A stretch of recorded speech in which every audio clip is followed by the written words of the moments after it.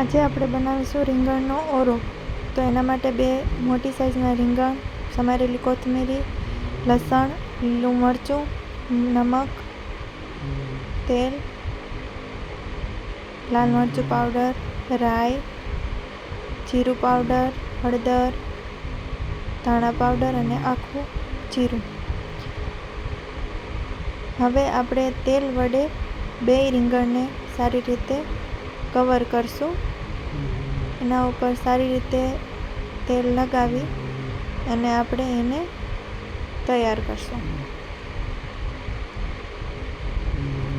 હવે સારી રીતે તેલ લગાડાઈ જાય એટલે ગેસની ફ્લેમ ઓન કરી અને તેના ઉપર આપણે રીંગણને પાકવા માટે છોડી દઈશું. સારી રીતે બધી બાજુથી રીંગણ આવી રીતે ચડી જાય એટલે ચેક કરવાનું કે તે સોફ્ટ થઈ જાય તો આપણે જોઈ શકાય કે તે બરાબર ચડી ગયેલા છે. આવી રીતે રીંગણ બરાબર પાકી જાય એટલે એને આપણે જે ઉપરની છાલ હોય એ આપણે કાઢી લેવાની. જે કાળાશ પડતો ભાગ છે એ આપણે આવી રીતે કાઢી લેવાનો. તમે જોઈ શકો છો કે આપણે તેલ લગાવેલું હતું એટલે બહારની જે છાલ છે તે આસાનીથી નીકળી જાય છે. હવે છાલ કાઢ્યા પછી બંને રીંગણમાંથી આવી રીતે એને કટ કરી લેવાના છે.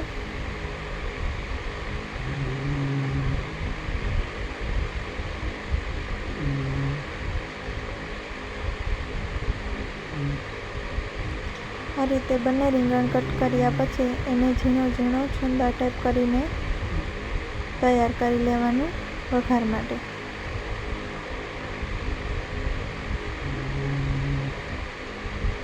આવી રીતે ઝીણા ઝીણા સમારવાથી રીંગણ અને મસાલા બંને સારી રીતે મિક્સ થઈ જાય અને તેનો ટેસ્ટ સારો મળે છે.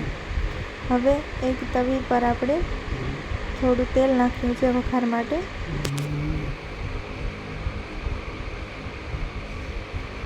સારી રીતે તેલ ગરમ થઈ જાય એટલે એમાં રાઈ એડ કરવાની. રાઈ બરાબર ફૂટી જાય એટલે આખું જીરું એડ કરવાનું જેથી તેનો સ્વાદ એકદમ સારો આવે છે. હવે જે લસણ હતું તે મેં ખાંડી અને પેસ્ટ બનાવી લીધી છે તે એડ કરવાની અને લીલું મરચું હતું એને પણ સમારીને મેં ઝીણી કટકી કરીને તૈયાર કરી લીધું હતું એ આવી રીતે એડ કરી દેવાનું.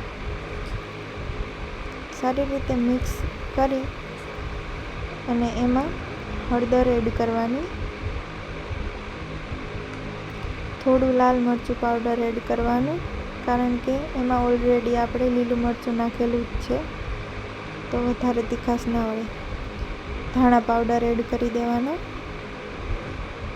થોડું જીરું પાવડર એડ કરવાનું કારણ કે આખું આપણે લીધેલું જ છે જીરું વઘાર માટે. આવી રીતે ધીરે ધીરે મિક્સ કરવાનું ગેસની ફ્લેમ ધીમી રાખીને જેથી મસાલા દાજી ન જાય. મસાલા બરાબર પાકી જાય એટલે આપણે એમાં જે રીંગણનો છુંદો બનાવેલ હતો એ એમાં એડ કરી દેવાનો.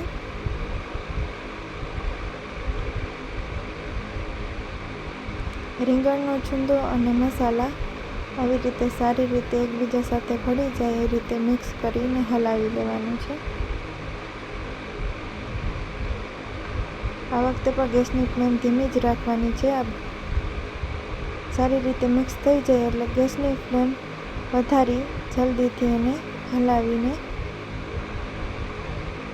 એમાં તેલ ફૂટી જાય એટલે ગેસની ફ્લેમ ઓફ કરી દેવાની અને એમાં સમારેલ ધાણા નાખવાના છે, કોથમીરી, જેથી એનો ટેસ્ટ સારો આવે અને દેખાવમાં પણ આપણે એકદમ સરસ લાગે. તો તૈયાર છે દેશી રીંગણનો ઓરો.